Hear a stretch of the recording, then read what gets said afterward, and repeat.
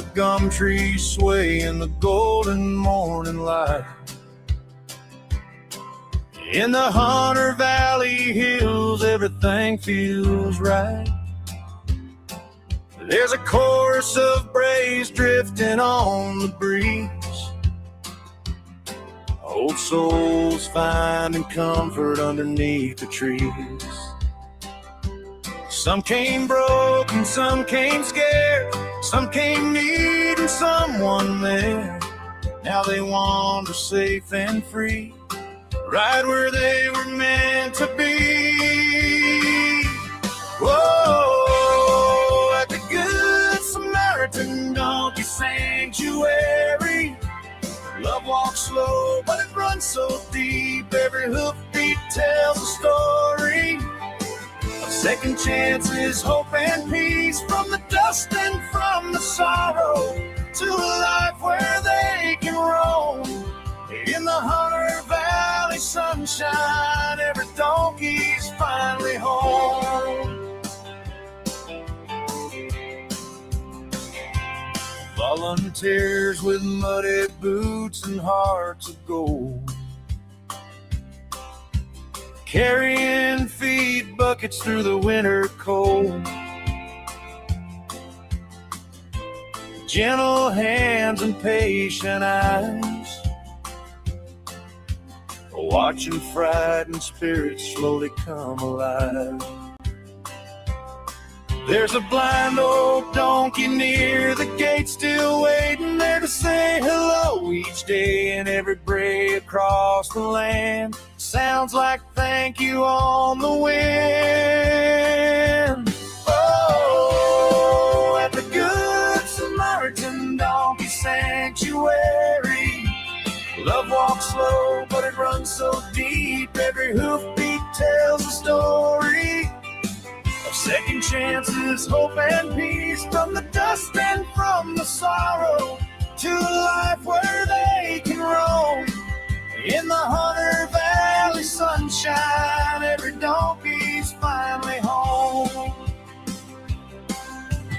They don't ask for riches, they don't ask for fame, just a patch of earth and someone kind of know their name.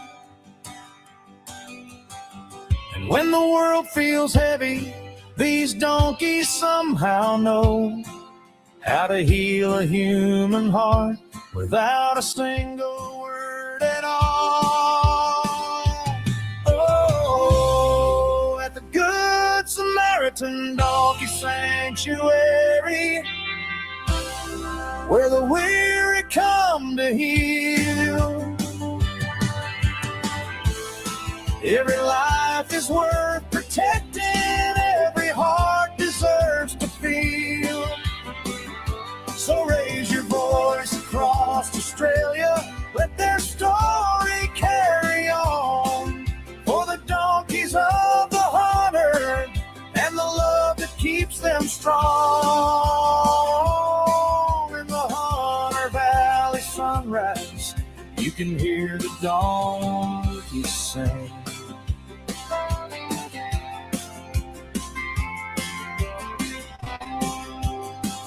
Yeehaw. Welcome home.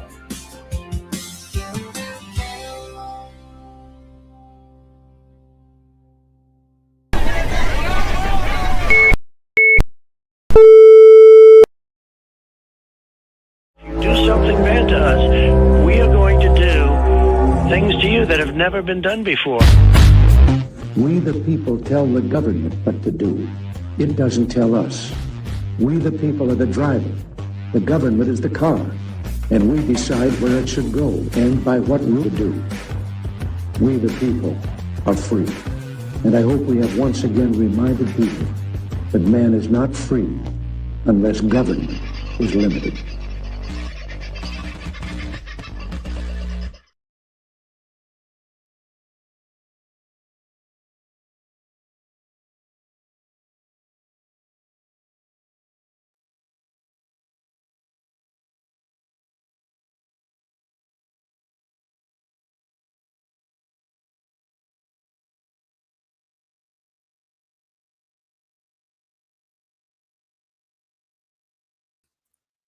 No sound, Carl. You have no sound.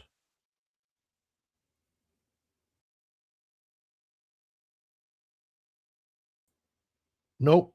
Still no. Hi, everybody. Does that make a difference?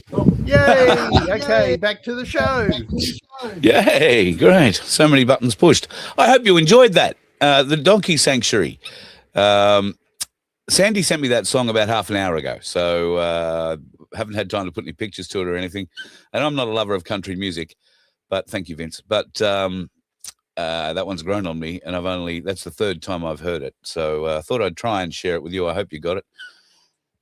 Oh, pardon me. It is what it is. Speaking of it is what it is, so am I.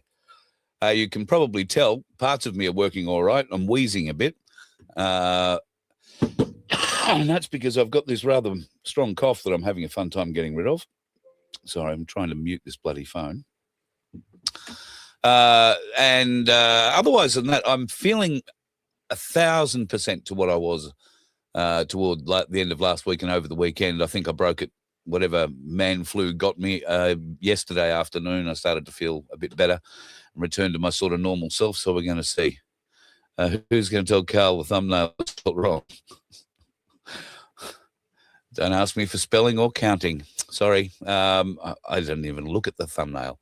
I'll have to go and have a look. I do apologize. So how was your weekend? I coughed, I spluttered, I discovered I've got a leak in the bus, which is a weird one. Don't know why. And, of course, where else would you get a leak in a bus but above the bed? It's easy to discover those leaks, though, I'll grant you. Anyway, so it's persistently precipitating here. It has been since about 3 o'clock this morning, and seriously has not stopped raining where I am since at least 5 o'clock this morning. There's 2 inches of water on the ground outside. It is quite staggering. I know there is a lot of people that need it, particularly in southeast Queensland, and I'm sure the Donkey Sanctuary could be using a bit of it at the moment too. I know last time I was talking to Sandy and Baz, they were saying they needed a bit of water. It was very dry, and those dams will need topping up. So hopefully this rain system, and it is a system, it's stretching from the Northern Territory down through the Northern Territory, through Western Queensland, through Southeast Queensland, down through Northern New South Wales, down the entire, pretty much, New South Wales coast, before then shooting off across the Tasman and almost wrapping around the South Island of New Zealand. We're talking about a weather system of solid rain that is over 5,000 kilometres long. It is a very, very big system. It's not dumping huge amounts of rain, though. While it may seem like it to many people, it is just a steady flow at the moment. So I guess for those folks on the land that need it, you'll be loving it. For those of us that get a bit stuck indoors on days like that, well, it is what it is. We get used to it, or we go and live in a house, I guess, wouldn't we? Move out of the bus and move into a house. Now, I want to thank all of you for the great, very beautiful thoughts, prayers and wishes that you've sent me while I've been a bit off my feet in the last few days. I find it very difficult to talk about things like this because I don't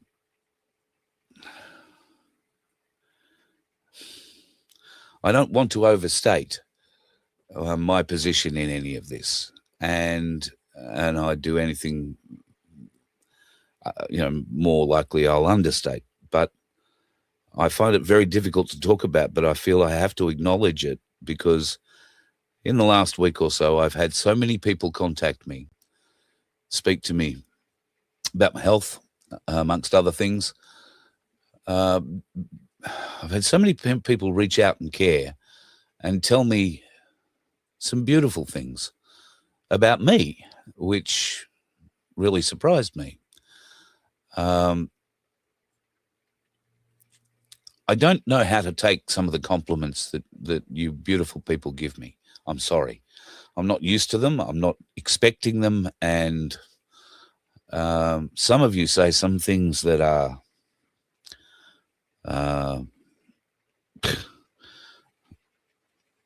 very generous. Can I say that? You are very generous in your thoughts and prayers of me.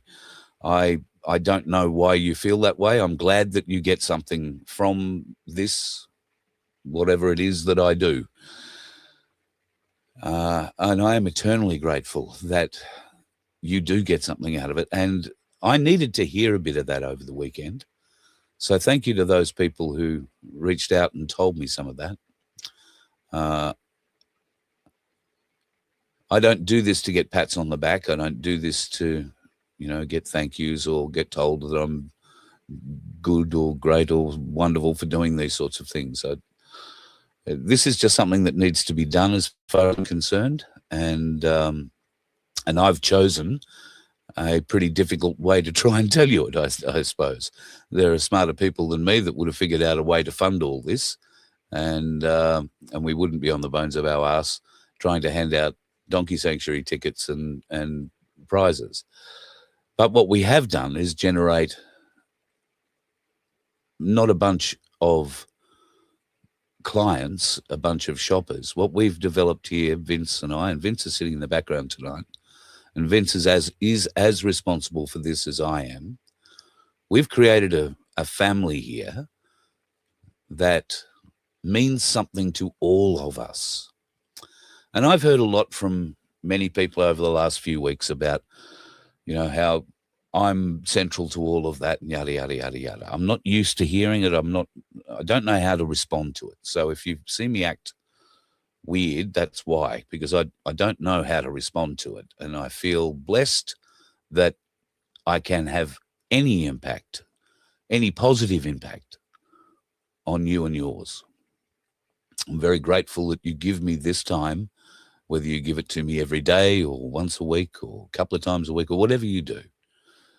I'm eternally grateful that you would share your time with me just to hear me prattle on. Bashful Carl. Shut up, Vince. So I just wanted to let you know that I don't acknowledge it often because I don't know how to. I'm just being honest. Thank you for what you say, for what you do, and for what support some of you choose to send.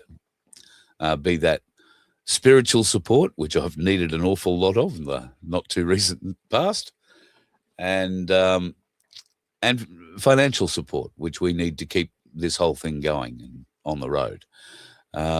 Technical support, Tony. Thank you, Rach. Yes, I'm still bashful. I am a bit embarrassed about it because I don't know. I mean, I'm just like you. There's no difference between us except I might have a better voice and I can speak with a mouthful of marbles underwater. But there's no difference between us. We are fighting for the same things. And much like me, I choose to believe that many of you are fighting to wake up your friends and family that have chosen so far to ignore common sense and become zombies. Oh, I'm sorry. I may have worded that a bit harsh, but you get the idea. I'm in the same boat. I've got a family full of them as well. But I think, that'll run its course for all of us in each of our different ways. The time for us to try and convert people is past. Now is the time to consolidate what we have, to build this friendship group that we have, and to share that with others. We need more people. We just need more people. We need more of this feeling. We need to spread the feeling that you people bring to the Voice of Freedom. You are the heart and soul of the Voice of Freedom, not me. I've often said, it's your voice, use it. I'll just say the words. If you can't, I will. And I'm not, as you've probably guessed by now, I'm not too shy about saying things.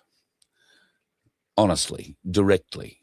I don't mean to be insulting. I don't mean to be upsetting, but I'm sick and tired of pussyfooting. I'm sick and tired of using political language, politically correct language. I'm sick and tired of having to tiptoe around other people's feelings when it seems that most other people in the controlling part of this world couldn't give a shit about yours or my feelings about anything. And the current situation we're in with Albanese and Labor and Angus Taylor and the Liberals and any other political party, I would argue. But at the moment, One Nation are riding a tsunami that is pretty difficult to push down. And I don't want to push that tsunami down. You know, I'm all for having it wash through the uni party ranks and drown the bastards, to wash them out of their seats, to flood them out of their seats. I think it would be amazing. It's what comes after that that I'm going to be particularly interested in, and we've spoken about that on more than one occasion. The unity that they will be able to, well, they will need to bring to Australia before the next election will need to triple or quadruple in size, strength, and energy if they are to make any serious changes in a leadership form at any rate after the next election. And I do hope that they can do that. Now, I wasn't going to speak about One Nation tonight, but I will, just because we've mentioned it very quickly. I am hearing some very interesting things from around the traps. Now, you may have heard over the weekend, I think it was released, 2 former senior Liberal Party members have joined One Nation. Now, these are a couple of senior Liberal women, Tina somebody or other, and I've forgotten the other one's name. They were movers and shakers in the background. They were big supporters of Susan Lay, whoever that woman was that just bowed out of Albury. So I don't know how much use they would actually be, but certainly a couple of Liberal, former very powerful Liberal members have now joined One Nation. Now, will they stand for them? Will they run for them? Who knows?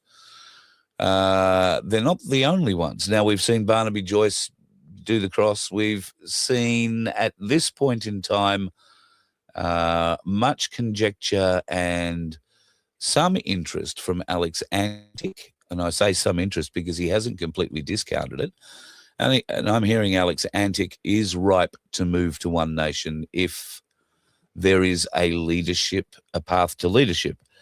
And that is ostensibly what One Nation really has to worry about as their secondary issue after getting their primary one sorted, which is being elected at the next federal election. And that is, who are they going to put up in the election after that? What is their succession plan, so to speak? And that's where they're going to need young, talented, some would say experienced politicians in their ranks. And this is where we might see a lot of the Liberal Party and National Party rats jumping ship when it just becomes too stupid to ignore any further, that by staying with the Liberal Party or the National Party, you're on a hiding to nothing at the next election. Now, a lot of these rats will jump ship and try very hard to get pre-selection with One Nation, as the sitting member maybe even. A lot of that's going to be appealing, but I think One Nation, you will find, are going to be very selective in that cause, and they will be looking for new blood in those seats. But one thing I have heard, which could be a huge game changer, is to do with Tony Abbott. And that is that at the moment there is a battle going on for the leadership of the Liberal Party, the president's job of the Liberal Party. Abbott wants it, but so too does the pantyhose-wearing Alexander Downer, who you might remember is actually responsible for putting Australia in the position of forfeiting all our national everything, sovereignty, ceding it all to America because he was involved in an election. Alexander Downer was where the whole Hillary Clinton bullshit files started out, remember? There was a Greek guy, Papanopoulos, who went and had a beer with him somewhere in London, and Downer has come out with all these lies about Trump. So anyway, he wants to be the president of the Liberal Party, and Abbott is fighting that hand over fist. Don't know when that election is taking place, but sometime pretty soon, I think. Abbott has made it very clear, apparently, that if he doesn't get the job, not only will he leave the Liberal Party full stop, and who would blame him after what they did to him while he was PM, but he will go and join One Nation. Now, if Abbott would have joined One Nation and decided to run, wouldn't that be an interesting turn of affairs? Now, I wouldn't see him coming and doing that, announcing that just yet. Why open yourself up for 2 years of ridicule and attack? But Tony Abbott wouldn't need 2 years to run in a seat to prepare to win it. He just needs to announce, I think, and go back into his old area, and he'd probably do pretty well. Is that Zali Steggall? Was she the one who knocked Abbott out? A lot of teals in Sydney, and they need to go at the next election. So I'm sure that there'll be a lot of One Nation people very, very keen to throw their hand into the mix there and see if we can't tip them out. All right, let's get into a few interesting things. Now, first up tonight, I want to share a couple of images which have come from one of you. Now, Stu, you might see him as AWOL Stu, comes up in the chat, has emailed me a couple of pics. Now, this one was of where he was camped out on the Murray River a couple of days back. What an absolutely, truly beautiful shot, and what a wonderful little camp. So he was down there for a few days, and then he sent me another one. This one, I think, must have been either, well, more recent or less recent. I'm not quite sure, but this is from Gippsland in a place called Tampa Bay. As the sun is coming up in the morning with the hound, Maxie in the shot. What a beautiful, beautiful image. Now, these are taken off a Samsung S21 phone. Got to tell you, folks, you don't need thousands and thousands and thousands of dollars worth of camera gear to take good photos. You just need thousands and thousands and thousands of dollars worth of camera phone. I mean, truly beautiful bloody work, Stu. Just lovely work. Keep it up. And if you've got some pictures you want to share, send them in, carl@vofhq.com. I would love to share your images from around this great nation. And when we get the bus back on the road, I plan to do a lot more photography and share a lot more through the webpage as well. We do have a winner in the final lottery. Congratulations, Grace. You're going off on a cruise. That sounds like fun. Well, I'm sure you'll be able to put these $750 you've won to great effort.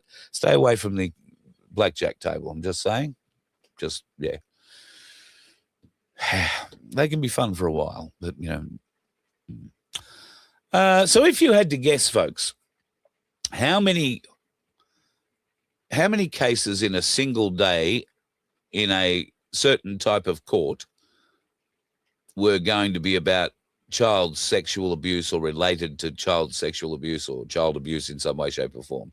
If you had to guess what sort of percentage court cases appear with that every day in a court, what would you guess? Would you guess maybe, 1 to 5%, 5 to 10%, 10 to 20%? I don't know. What would you guess?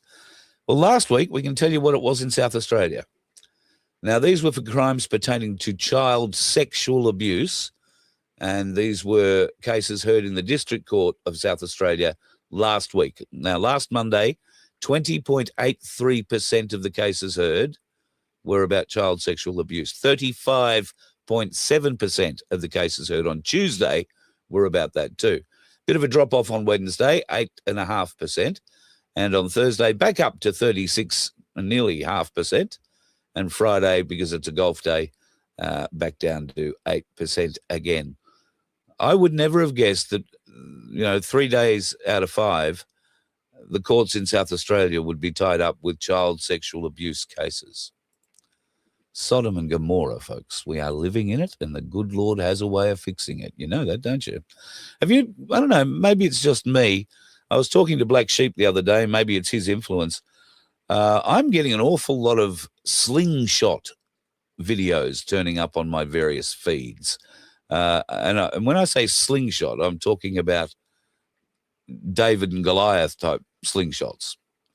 And I do remember trying one as a kid and not ever being able to pick the right release point or whatever for it. But by gee, might be a skill we need to go back and learn. God knows we're not allowed to protect ourselves with too much of anything else. Yes, for those folks talking about Adelaide being a weird place. I lived in Adelaide for 4 years thereabouts, maybe a little bit longer, sort of over the year 2000, from 99 to 2003 thereabouts. And I remember Adelaide is a beautiful town, but it has a very, very dark underbelly to it. And I was having a beer or three at a pub one night that overlooked Rundle Street and the East Parklands of Adelaide, and it was a beautiful summer's night. The pub was pumping, people were having a ball. There were people everywhere down on the road and on the streets below. And I remember looking down at the Black Road and seeing it as this black, and the only way I've ever been able to describe it, I can never figure other words to describe it. Instead of the bitumen, what I saw was a black, seething mass of evil, like running like a river down that street. Never forgotten it. And Adelaide does have an awful lot of weird shit in there. A lot of weirdos. And I did encounter more than one of them while I was living there. In fact, very lucky to get away with my life, and one of my mates as well. I think probably very lucky to get away with our lives on more than one occasion. Stupidity, though, reigned supreme. We were very, very good at being very, very stupid and very, very brave and very cocky, very mouthy, full of our own hubris. You know, that has a way of haunting you. As it did with me, I didn't have to get beaten up at the pub. I got home one night after being extremely funny and entertaining and fell down a flight of stairs into a wine cellar. And under this eyebrow, you'll find I have a scar that goes the whole distance of it, where basically I chopped the whole left side of my face off when luckily the cement wall at the end of the stairs broke my fall, and luckily not my neck. When I came to an hour or more, I got no idea how much later, I was lying in a very large pool of blood. Managed to get myself upright in a stairwell, which is not really meant to have people turning around head first upside down around in. Get myself back up again. All this at sort of like 3 or 4 o'clock in the morning in pitch black. Got myself to the toilet, discovered the face fell off, and went to the hospital for the appropriate stitches. Adelaide, oh, the memories. Wonderful time, Adby Hall. Oh, God. All right, let's have a look at a few other bits and pieces going on around here.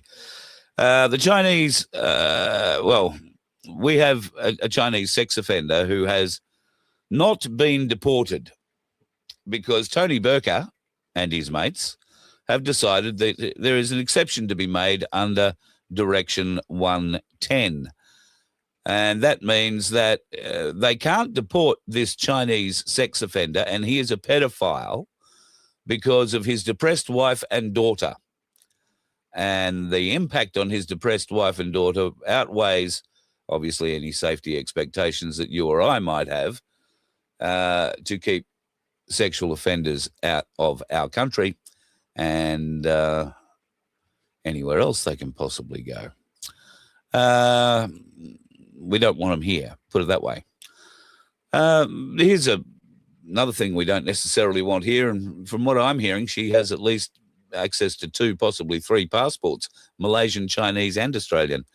But here she is giving Fiji $30 million to help keep Fiji's fuel prices low. Okay, we've got to be good regional neighbours. The Chinese are running around throwing money and all sorts of promises at people from Fiji and Vanuatu, Tonga, the Solomons, all the way through.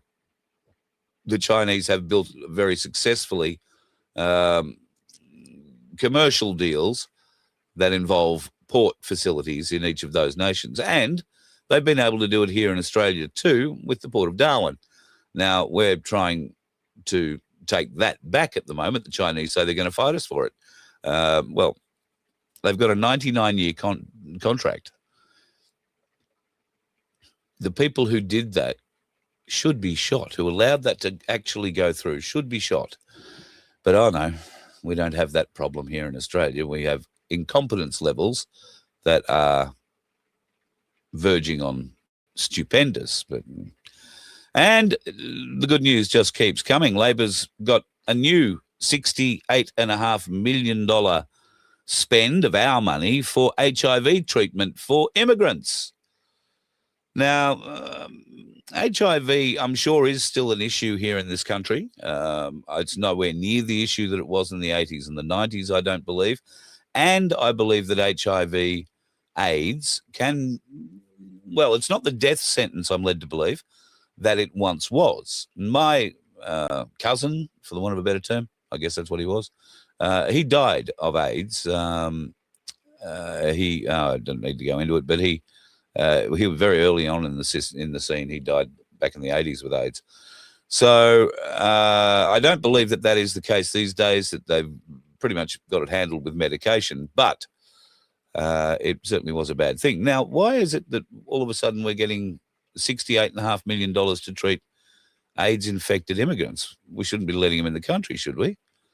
Well, maybe we should be careful who we let in the country, because this fella, Dr. Tan, has now retired and will be facing charges, apparently, because there are 5,000 patients of this Sydney dentist who need to get tested for HIV, because he's been sticking people with all sorts of things and has been tested positive, I believe, or that's the allegation, that he is tested positive and has been working with patients as a positive dentist for years. Oh, yeah, immigration's good for the country. Yep. It's going to exceed 2 million people under Labor's new budget predictions. Not all of them coming from such beautiful hat-wearing nations as these ones, but 2 million under Labor. And they are showing absolutely no signs of slowing down. In fact, even the opposition that they are copping to this budget that they rolled out last week, they are showing absolutely no signs of backing down on any of that either. They believe that they'll be able to bribe the Australian public, particularly those who are already negatively geared in property, because at the end of the day, this probably won't affect you. Your properties will be grandfathered. But for the young people that this is meant to help going forward, it doesn't affect them like that at all. Their properties won't be grandfathered. Their properties will not be able to be negatively geared, and therefore the wealth creation that you've used to help benefit your family will not be available to the young people. It's just another immense lie from the Labor Party. And I don't care that it is the Labor Party. If it was the Liberal Party who were in power, they would be saying the same thing. They are the same party. Now, we're watching the rats jump from the sinking ship at the moment, and we may well see a few Labor lights jump ship and try and get into One Nation as well. I don't believe Pauline is silly enough, or the executive of One Nation is silly enough to load up their ranks with all these former Liberal, National, if you like, conservative politicians. I would pick the eyes out of them. I'd get the fighters. But some of those fighters have illusions of grandeur, illusions, not delusions. Some of them could be quite grand, I'm sure. I think Alex Antic could be of great benefit to this nation going forward. I think Matt Canavan, once he gets past politics and stops doing stupid things, he just starts being the good bloke that he is. and shows that to the rest of the nation, I think he could be of a great benefit, but not as head of the Nationals. And I don't see Alex Antic being of too much benefit as just another Liberal senator in the House, or in that place that's just raising the hand when he's meant to raise the hand. I see him being of much better, broader use to the likes of One Nation. And if he has designs on leadership, then that would not be out of the case, I wouldn't have thought, over the next 5 or 10 years. And he's young enough to keep doing this for the next 20 years and still not scratch the surface.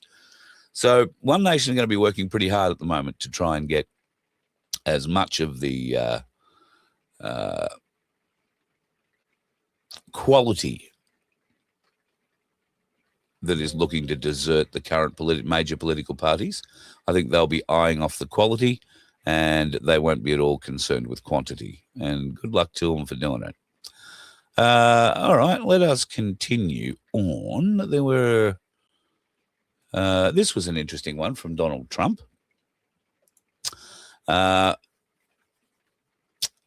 We've been saying a fair bit recently about COVID and how nobody here in Australia is looking like being held accountable. The TGA appeared to have been insulated from really any form of government inquiry or prosecution, indeed. I'm not sure if that's going to stand up privately. There are some very interesting moves going afoot there. But in America, well, Donald Trump has put the foot down. Pam Bondi is being asked the question, why aren't we seeing the trials? Why aren't we seeing the arrests, the perp walks, all of the above? So Donald Trump has come out and said, well, we see Comey. What we don't see is Brennan. We don't see Hillary. We don't see Obama. It is time to get and to see justice.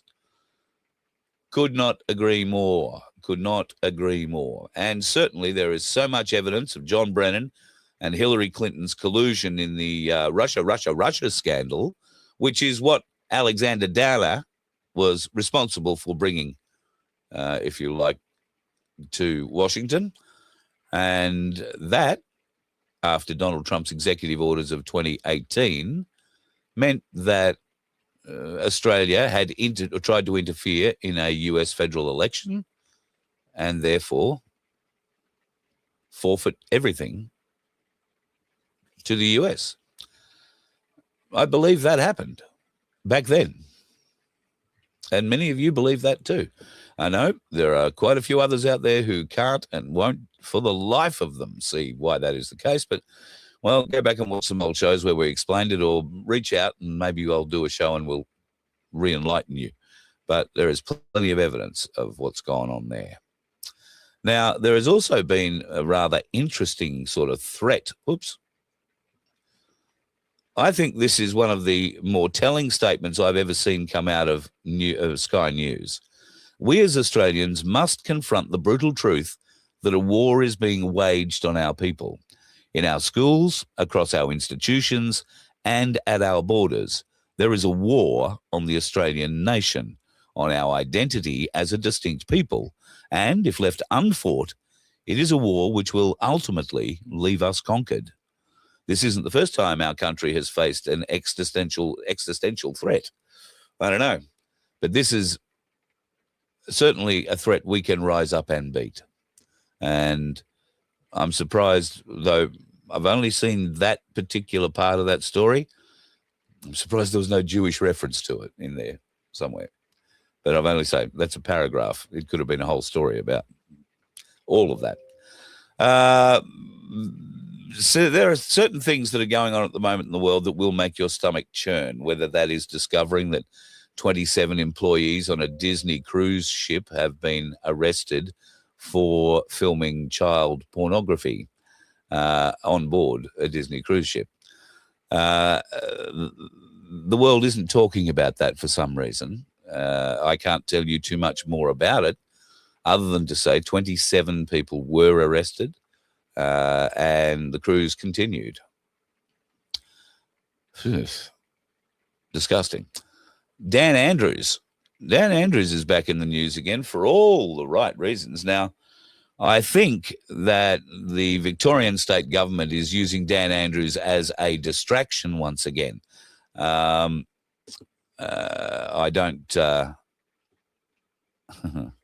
I don't think they're seeing things quite as clearly.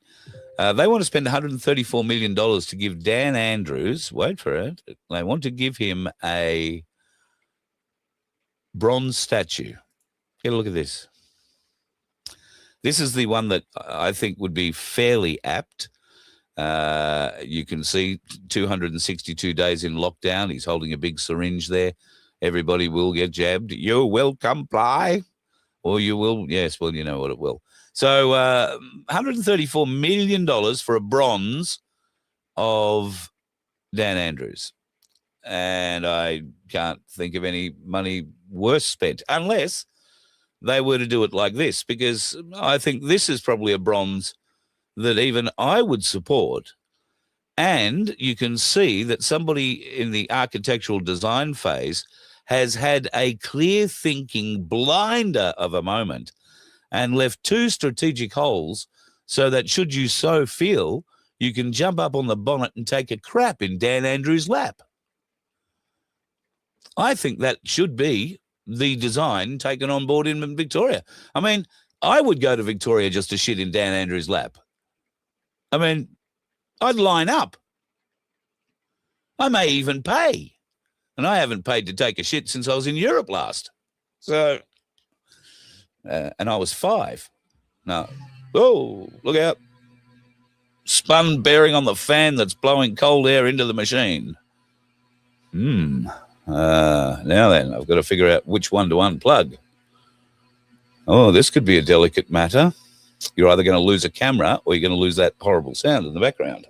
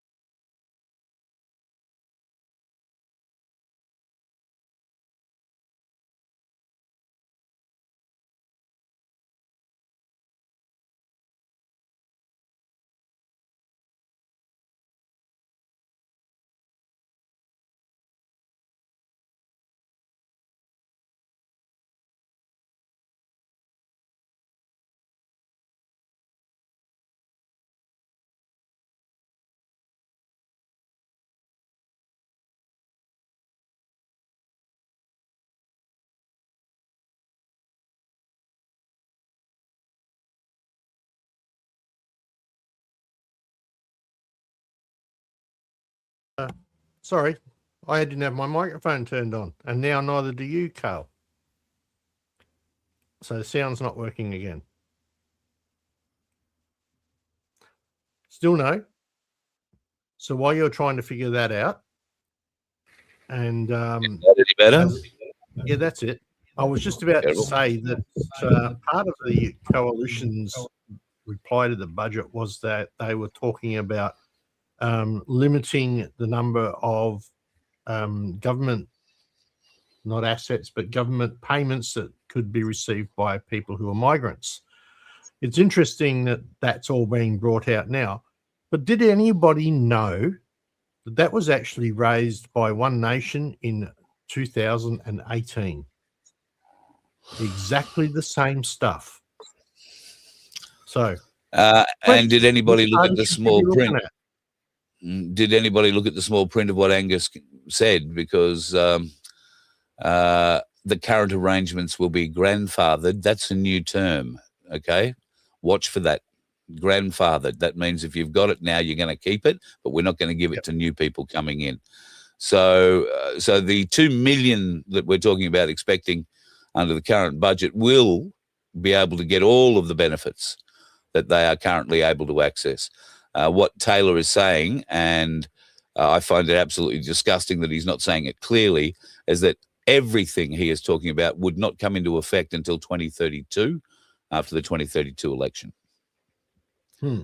So while he's sounding a bit like one nation, oh, yes, we're going to be hard on immigration, the fine print is very different, very different. And there's going to be some very interesting stuff in fine print coming out in relation to the budget and to do with trusts. And the fact that most people, when they die, leave their houses and stuff to the kids, and that's done through a trust. And guess what? They're taxing at 30%. Just saying. Yeah. Gotcha. So Cass has put out a video about that on her Facebook page, and she's in Bali at the moment, but she sent me a message earlier today. She's going to be available to talk about this. Apparently, a lot of influencers are going off about this 30% tax rate, and it is quite true. There is going to be this tax, call it a death tax by stealth, if you like, that would be made on any transfer of monies or whatever out of the trust from one name into another. So if you were a beneficiary of a trust, then 30% of whatever you were going to get would go to the government. That's essentially what they're saying now. But Cass also said the other day when we were talking to her that there is potentially some solutions around it. Apparently, I haven't read the story, but apparently somebody has discovered a loophole already by converting your house into some other sort of company trust or company something or other. At any rate, the accountants will find a way around this to make sure that their clients are not disadvantaged too much. And they will also be going to work behind the scenes on getting this whole thing thrown out by the government. While the government has said they're going to do all this, it hasn't been implemented yet. And we've got until 2028 to get most of it stopped. Interestingly, I expect we will have the 2028 election before any of this stuff that they've promised in this budget will actually come in and be applicable. So they could promise to take it out again at the next election just to get re-elected. And then they would say, oh, we've had a change of heart. We've changed our mind. Our directions have changed. And then they'll lie to us and change it all back. Unbelievable. Wouldn't it be good if you could just get out of a marriage like that? Oh, I'm sorry, honey.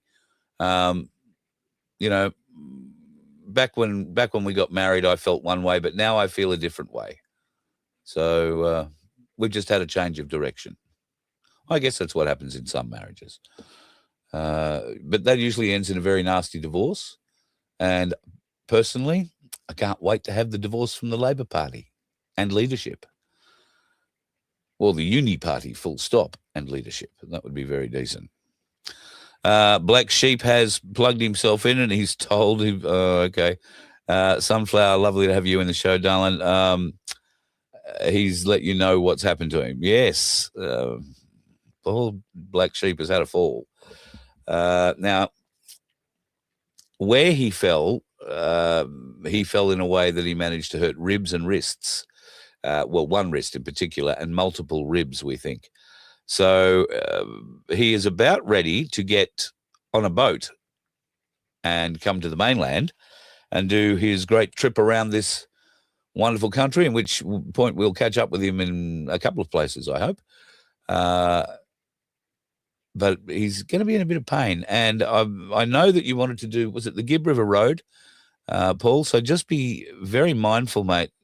If you've got ribs that are not well, or if you've got a wrist that is not well, corrugations are going to kill you. Those road corrugations are going to kill you. So just be, and quite literally could kill you if you've got really bad ribs. So just be aware of that.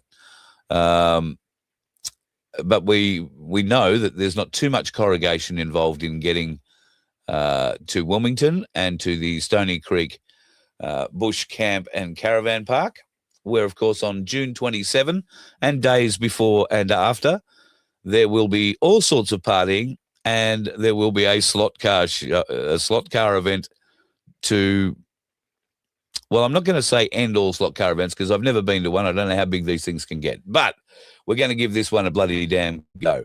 So I'm sure Paul's looking forward to getting along to that one too. So, yeah, mate, look, just look after yourself. I know you don't like doctors, neither do I, but I don't want to see you doing yourself too much of a mischief. No, Paul isn't doing it on his scooter. Thank the Lord. He does have a scooter. In fact, he's got a few scooters, one of which he started up in his lounge room when I was there with him. It was a Triumph scooter. Beautiful. But now he's got one of those electric ones as well. I'm not sure. I don't think that's what he came off of. But no, Paul has spent a sizable amount of money redoing his old Hilux Ute into a new Hilux Ute, new suspension, new this, new that, new the other, and has done it beautifully. It's all set up to go off-grid camping, and he's going to really enjoy the trip. So looking forward to seeing your brother when you get over here too and get up this way, or we get down towards you, depending. You might want to hang south of Queensland until, well, we talk. Let's just put it that way. We'd hate to have you drive up and then have to drive back again. That'd be silly. I'm sure we can find some wonderful places for you to camp out in New South Wales or Victoria while the rest of us catch up with you. Speaking of that, the Donkey Sanctuary have always needed your help, and of course, thank you to everybody who's bought tickets in the lottery. Grace was the winner, and we will share what money we have left with Sandy out of that, and then our heads are going together. We do have some other things we are going to give away, including some silver that's been donated by one of you guys. We got some gold still to give away, being donated by you guys. So we still have things to give away. It is just simply finding a better way to do it. The lottery we thought was going to be useful, but it turns out that most of you who are able to buy lottery tickets live in Victoria. And, of course, the bunch of pricks running your state won't let you buy tickets because, oh, God, no, you can't win anything. That might make you happy. Can't have happy people in Victoria. Bloody hell. The world's coming to an end. Speaking of things coming to an end, I think life in the UK as we know it is probably coming to an end relatively soon. Tommy Robinson got out over the weekend and invited a few friends to London. Now, it turns out that the BBC is no better at estimating crowd numbers than the ABC. This is one singular shot, not of the entire crowd. This is just of a group of them crossing the bridge. And they said that this event, the Save the UK rally that was held yesterday in the UK, Sunday, our time, Saturday's theirs, in the UK, attracted 60,000 people, they said. I think there's a few more than 60,000 there, and we've certainly seen some other images from around London at that time where the City of London streets were full. I would say there were closer to 500,000 or more people on the streets, all of them very, very interested in making sure that they retain or regain control of their government. And, God, isn't that something we can all aspire to? Thank you, Pipe Master, for your $5. You are a legend amongst us, and I know, as you do, how important you are. So thank you, mate. Really appreciate it. And I look forward to seeing you. I'm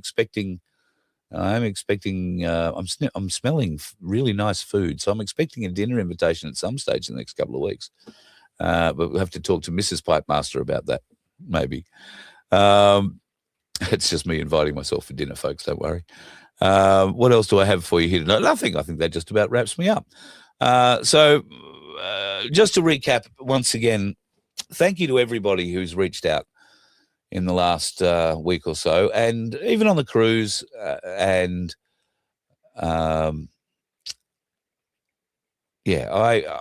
thank you for the things that you say. Thank you. I'm glad that anything I do here gives you some benefit. I hope it just gives you a bit of a laugh at times. I hope it makes you think at times. I hope it gives you some ammunition to go and get others to think or maybe laugh, or maybe think and laugh and grow and learn all at the same time. And I'm hopeful that, we can make a bit of a difference going forward. Paul Offey. Did Paul Offey get his truck back? The answer to that is no, not at this juncture. There is an appeal. Now, I was talking to Michael the other day, but we were talking about something else. There is an appeal coming up in June, I want to say. That is when the appeal itself will be heard. And he will either win that appeal, in which case I'll have to hand the truck over straight away, in which case Paul will be up for, let's call it a minimum of $20,000 to get the thing out of the yard that it's currently in, the police impound yard. When I say a minimum of $20,000, he's got to get it put on the back of another truck and taken to, well, he would have it brought back to the Gold Coast, I'm sure, where the original work to the vehicle was done. So there's going to be a fair cost involved in that, and it needs new tyres all round just so that it can roll. So I reckon he wouldn't see much change out of 20 grand just getting the thing onto a trailer and up to Queensland. So for Paul, it's not about the truck anymore. It's about the principle. It's always been about the principle. And even the judiciary at the time, I think, when he was found guilty by a jury who simply weren't sitting in the same courtroom, even the judge was amazed that they found him guilty. And you could tell that by the severity of the fines that he copped and the fact that he was encouraged to appeal. So fingers crossed it'll all go very well for him. Outside of that, Paul is, I believe, doing a bit of work and just a bit of casual work where he is and living life as we are all trying to do. Raining now from the Donkey Sanctuary. And yes, the Donkey Sanctuary song, which I'm not sure I should have played or not at the start of the show, Sandy will have that available to download somewhere. Please put on Small One, Bing Crosby, beautiful song. Oh, Diane, I used to do a request show, you know. The only reason that I could put on the Donkey Sanctuary song is because it's an original creation. And I don't have to pay copyright or all those sorts of weird things for it. Having said that, I didn't create that song, so it'll be interesting to see what YouTube does tonight and whether it demonetizes the program because of the song in it or not. But anyway, we shall find out. YouTube has never been what you would call our most solid form of income in any way, shape or form.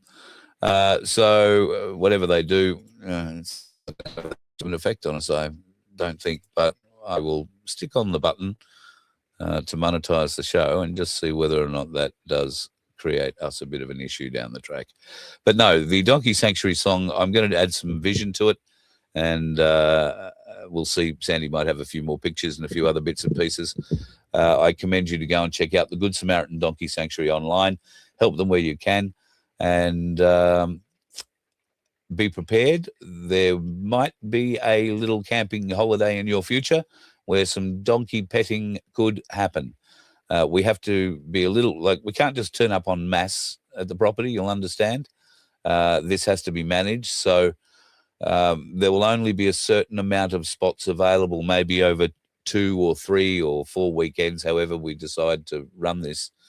And you might want to come and stay a few days or stay a week or whatever. So we'll figure out how many people can actually be on the property at the same time without upsetting too many donkeys. You will not be able to bring your animals. Be prepared. Don't bring dogs. Donkeys and dogs, not good friends. And yeah, so there's quite a lot of things that we would have to work out, including the full permission from the Donkey Sanctuary folks. So the donkeys have to give us their permission. And I know that sounds quite weird, but it is in fact the truth. The donkeys have to give us their permission to do this. And they have people who aren't Sandy and Baz who oversee that. So we've got to be in line with everything before any of that can happen. However, I do know a little place, pretty close by that we could probably go and stay at on a beach, have a bit of fun and do a day trip if we weren't able to stay. Just saying. So, there is a few things in the fire, shall I say, that will enable us to catch up, and it won't mean you have to get seasick to do it. All right, going to love you and leave you for tonight, folks. Have a bloody good one. Thank you again for all of your warm, kind wishes over the last few days, last week, last couple of weeks. I'm still not very good at expressing my way through it, but thank you.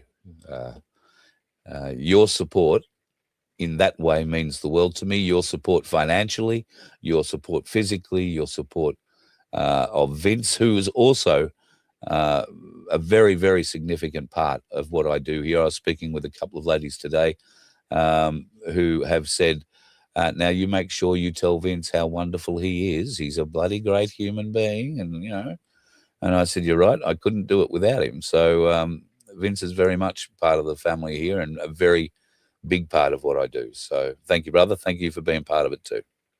That's right. And I'll take this opportunity to everybody. Winter is coming. We have some good hoodies that you should try out on the merch store, because now we don't have a donkey sanctuary. We have next to no income.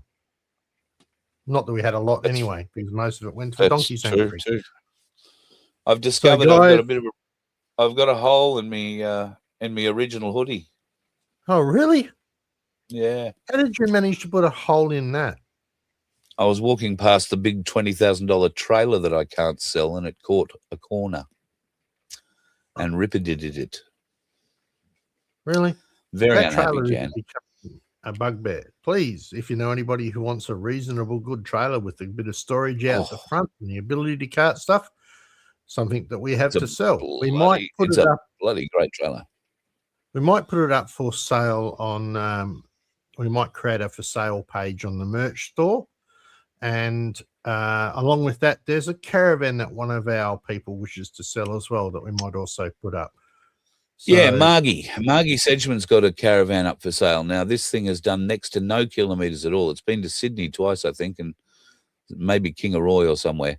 It's only ever done highway Ks. It's an off-road Royal Flare, 21-foot, got all the whiz-bang, hergy-dergy things. It's a luxury van, beautiful van. I think she paid well over $120,000 for it when she bought it. You can get it for like 80 grand.